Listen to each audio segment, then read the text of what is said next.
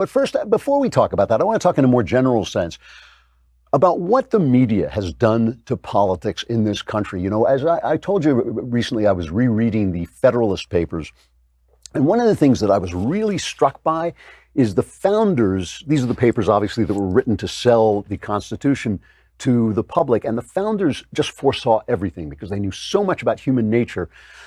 They knew where the corruption would come in. They knew where the arguments would be. They were just amazing. But one thing they did not foresee is they did not foresee the invention of television. I was thinking this as I was watching it. Television, and now, of course, social media and the internet and all those things, because they assumed that our loyalties would remain close to our localities, close to the state. They didn't count on the effect on the imagination that television was going to have in bringing us all together and making the president the center of our national idea instead of our state, instead of the governor, instead of worried what's happening in our schools and in our towns and in our states and defending our state's right to make decisions. We're now so focused. I mean, we wake up and go to sleep when we're thinking about politics, thinking about the president of the United States. And that's only one thing that happened. You know, one of the great turning points in American politics was when in 1960, Richard Nixon debated John F. Kennedy, and it was a turning point toward the left.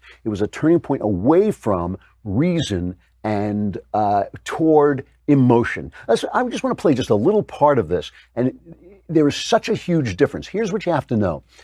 The people who listened to this debate on the radio were absolutely certain that Richard Nixon had won the debate.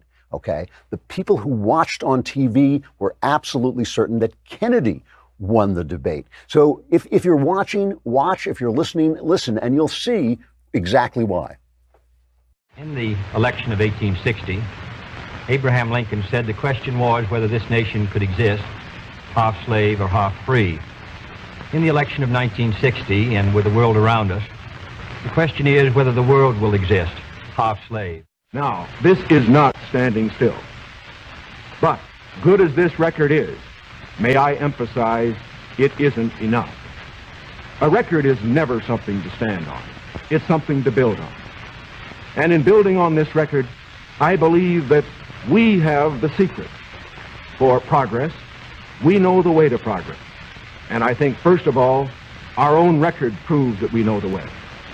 Senator Kennedy has suggested that he believes he knows the way. I respect the sincerity with which he makes that suggestion.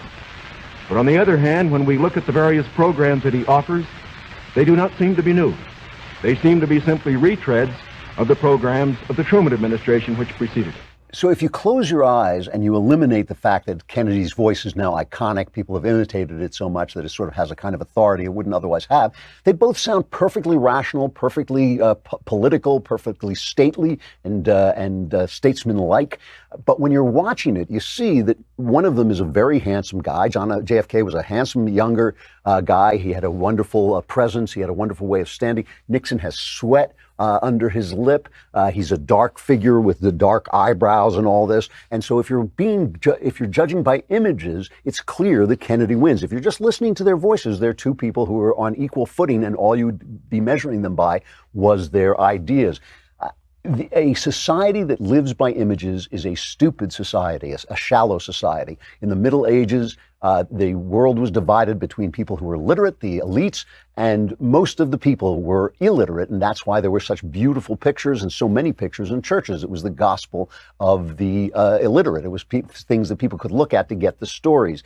People who live by images live a shallow and emotional life. People who live by words live a life that could be, at least, governed by thought and reason. So obviously we know that I think this is a cliche, but I think it's also true that leftism is an emotional appeal. It's an appeal to the emotions, whereas the right-wingers sometimes are too reasonable and too logic-based, but they are more reasonable and logic-based, so they're going to be more involved with words. The minute things became televised, the left took a distinct advantage. The minute things became about images.